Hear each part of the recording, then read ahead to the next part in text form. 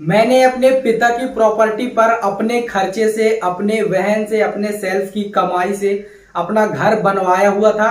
उस घर पर अब मेरा छोटा भाई हक मांग रहा है, उसमें हिस्से का दावा कर रहा है। मैं क्या करूं? ये क्वेश्चन किया था सुनील परिहार ने।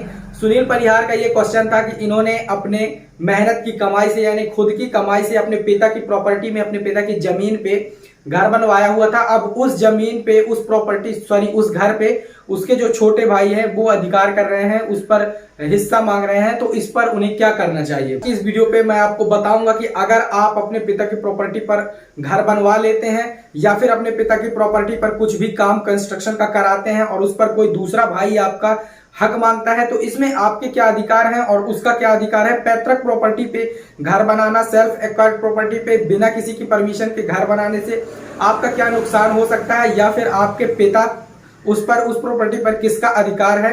सो दोस्तों, वीडियो को लास्ट तक देखिए, पॉज ना करें, इस वीडियो पे पूरी इन्फॉर्मेशन दूंगा। हेलो एंड वेलकम दोस्तों, मैं हूं चंद्रभान चक्रवर्ती। वीडियो शुरू करने से पहले आपसे रिक्वेस्ट है, अगर आप चैनल पे नए हैं तो चैनल को सब्सक्राइब करके नोटिफिकेशन के बेल आइकन को प्रेस कर लीजिए और वीडियो को दोस्तों के साथ शेयर जरूर कर दीजिएगा। चलिए दोस्तों, चलते हैं वीडियो की तरफ।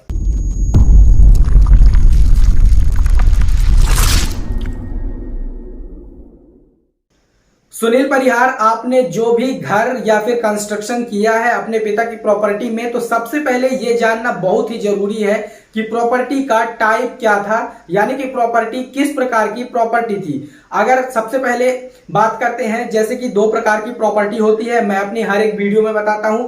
पहली प्रॉपर्टी होती है सेल्फ एक्वायर्ड प्रॉपर्टी, जो कि स्वयं से अर्जित की हुई प्रॉपर्टी होती है, जैसे कि आपके पिताजी ने किसी से खरीदा हो या फिर उन्हें बंटवारे के तौर पर मिली हो, तो या फिर सेल डीड के बेस पे वो प्रॉपर्टी उन्हें हासिल हुई हो, तो ये प्रॉपर्टी कहलाती है सेल्फ एक्वायर्ड प्रॉपर्टी। दूसरी प्रॉपर्टी होती है इसके विपरीत में एंसेस्ट्रल प्रॉपर्टी, यानी कि पैतृक प्रॉपर्टी, जो कि आपके दादा परदादा से आपको मिलती आती है। लेकिन अगर इस प्रकार की प्रॉपर्टी का कहीं पर भी डिवाइडेशन यानी कि बंटवारा हो जाता है भाइयों के बीच में, तो ये प्रॉपर्टी पैतृक प्रॉपर्टी ना होकर सेल्फ एक्वायर्ड प्रॉपर्टी हो जाती है। तो अगर आपके पिता की कोई एंसेस्ट्रल प्रॉपर्टी थी, यानी कि पैतृक प्रॉपर्टी थी, और उस पर आपने मकान बनाया हुआ है, तो बंटवारे में आपसी सहमति के बेस पे वो प्रॉपर्टी के जो दो हिस्से होंगे, तो वो प्रॉपर्टी आपको मिल सकती है। अगर आप इसके लिए जो तहसील न्यायालय है उस पर अगर आप केस फाइल करेंगे और उस पर आप चैलेंज करेंगे अपने केस को। तो दूसरी जो प्रॉपर्टी है वो है सेल्फ एक्वायर्ड प्रॉपर्टी। अगर आपके पिता की जो प्रॉपर्टी थी, जिस पर आपने कंस्ट्रक्शन का काम किया है, जिस पर आपने बनाया हुआ है मकान, अगर वो प्रॉपर्टी सेल्फ एक्वायर्ड प्रॉपर्टी थी और उस पर आपने मकान बनाया हुआ है, तो इस पर आपका किसी प्रकार का कोई भी हक नहीं है। किन कंडीशन में? पहला, या तो आपने अपने पिता से सहमति पत्र और अपने भाई से सहमति पत्र के रूप में, लिखित रूप में लिया हो कंस्ट्रक्शन का काम करते टाइम। अगर आपने ये लिया हुआ है तो आप सिर्फ उस चीज का सहारा लेके, उस सहमति पत्र का सहारा लेके कोर्ट में चैलेंज कर सकते हैं, जहां पर आपको सिर्फ उसका हर्जा और खर्चा मिल सकता है। यानी कि अगर आपके पास उस टाइम का सहमति पत्र है, जिस टाइम पर आपने अपने पिता की प्रॉपर्टी में कंस्ट्रक्शन का काम किया था, घर बनवाया हुआ था, तो अगर आपके पास ऐसा कोई सहमति पत्र है आपके भाई का, आपके पिताजी का, तब आप उस पे चैलेंज कर सकते हैं और उसका हर्जा खर्चा आपको सिर्फ मिल सकता है। लेकिन अगर प्रॉपर्टी एक सेल्फ एक्वायर्ड प्रॉपर्टी है, तो उस प्रॉपर्टी पर ना तो आपका अधिकार है ना आपके भाई का अधिकार है। उस प्रॉपर्टी पर सिर्फ और सिर्फ आपके पिताजी का अधिकार है। वो पिताजी जिसको चाहे प्रॉपर्टी दे सकते हैं। ये अलग बात है कि आपने उस प्रॉपर्टी पर कंस्ट्रक्शन का काम किया, लेकिन ये प्रॉपर्टी आपके हक की प्रॉपर्टी नहीं थी और ना ही आपके पास कोई इसका लिखित प्रूफ है कि आपने अपने पिता से कंस्ट्रक्शन के टाइम में कोई जैसे कि सहमति पत्र बनवाया हुआ था। अगर आपने सहमति पत्र बनवाया था तो भी प्रॉपर्टी आपको नहीं मिलेगी। सिर्फ और सिर्फ उसके बेस पे आप चैलेंज करके कोर्ट में उसका हर्जा और खर्चा ले सकते हैं अपने पिताजी से। अब रही बात आपके भाई की, अगर प्रॉपर्टी सेल्फ एक्वायर्ड प्रॉपर्टी है और उस प्रॉपर्टी पर आपने घर बनवाया हुआ है, तो आपका भाई उस पर अधिकार नहीं ले सकता है और ना ही आपकी वो प्रॉपर्टी है। वो प्रॉपर्टी सिर्फ और सिर्फ आपके पिताजी की प्रॉपर्टी है। दूसरे तरीके से, अगर वो प्रॉपर्टी एक पुश्तैनी संपत्ति थी, यानी कि एक पैतृक संपत्ति थी और उस पर आपने घर बनवाया हुआ है, तो ये हो सकता है कि जब वो प्रॉपर्टी का आप दोनों भाई जन्म से अधिकारी हैं, तो जब उस प्रॉपर्टी का बंटवारा होगा आप दो भाइयों के बीच में, अगर आपकी कोई बहन नहीं है, सिर्फ आप दो ही भाई हैं, तो जब उसका बंटवारा होगा दो भाइयों के बीच में, तो जो आपने जहां पर भी उसका कंस्ट्रक्शन किया तो आप इसके लिए आपसी सहमति के द्वारा उस प्रॉपर्टी में ले सकते हैं, उस प्रॉपर्टी का हिस्सा ले सकते हैं जहां पर आपने कंस्ट्रक्शन किया। लेकिन अगर आपका भाई उस पर भी चैलेंज कर रहा है तो फिर उसको उस प्रॉपर्टी में जितना भी आपने कंस्ट्रक्शन किया है उसको हर्जा खर्चा देना होगा।